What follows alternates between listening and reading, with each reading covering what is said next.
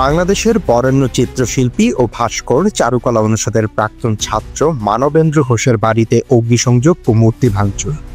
এই নেককারজনক ঘটনায় উত্তাল সামাজিক যোগাযোগ মাধ্যম। ঘটনার সূত্রপাত ঘটে শেখ হাসিনার মুখাকৃতি তৈরি করা একটি ভাস্কর্যকে ঘিরে, আর তার জেরে হামলার শিকার হন এই শিল্পী, যদিও তিনি ভাস্কর্যটি তৈরি করেননি। এই হামলার তীব্র নিন্দা ও প্রতিবাদ জানিয়েছেন দেশের বিভিন্ন রাজনৈতিক, সামাজিক ও সাংস্কৃতিক সংগঠন। সভায় এক বাক্যে বলেছেন নেককারজনক ও অগ্রহণযোগ্য। এদিকে এই ঘটনায় জড়িত থাকার অভিযোগে পুলিশ আটক করেছে আওয়ামী লীগ ও নিষিদ্ধ ঘোষিত ছাত্রলীগের ৮ সদস্যকে।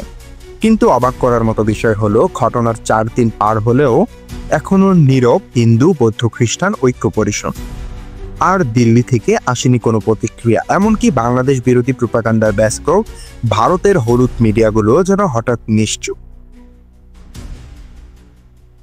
বিশ্লেষকরা বলেছেন, বাংলাদেশের সংখ্যালঘু ইস্যু নিয়ে ঐক্য পরিষদ, আওয়ামী লীগ ও ভারতের যে কুটচাল চলছে, এই নীরবতা তা আরো স্পষ্ট করেছে। বাংলাদেশের ধর্মীয় সংখ্যালঘুরা সবসময় নিরাপদে বাস করেছে, তবুও যখন রাজনৈতিকভাবে লাভবান হওয়ার সুযোগ আসে, তখনই এই সংখ্যালঘু ইস্যুকে সামনে এনে চালানো হয় নানা অপপ্রচার। ভাস্কর মানবেন্দ্র ঘোষ জানিয়েছেন, পহেলা বৈশাখের পর থেকেই তিনি সামাজিক যোগাযোগ মাধ্যমে ও সরাসরি হুমকির সম্মুখীন হচ্ছিলেন।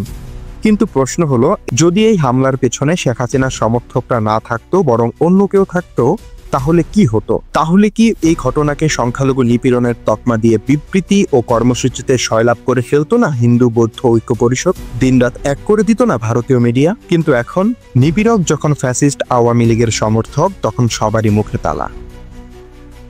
ফেসবুক জুড়ে আওয়ামী লীগের পক্ষ থেকে প্রকাশ্যে দেওয়া হয়েছে হুমকি, কিন্তু হিন্দু, বৌদ্ধ, খ্রিস্টান ঐক্য পরিষদ ও তাদের আন্তর্জাতিক মিত্ররা যেন কিছুই দেখেনি।